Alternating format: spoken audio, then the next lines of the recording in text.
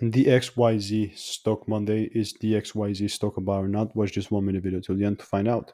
Destiny Tech 100 INC stock is sitting at $58.92, 76.5% up. I myself definitely like this thing is trending right now, so there's a lot of hype around DXYZ.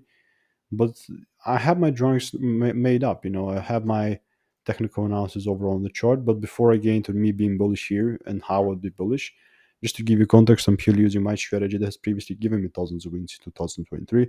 And I'm telling you this because that is the truth and I've documented everything. So, Destiny Tech 100, the only way that I'm really going to be bullish is if the price comes back down inside this gray area and then starts giving me the Wyckoff accumulation, which is just a simple double break to the upside, just a clearing, just a shift of a bearish momentum.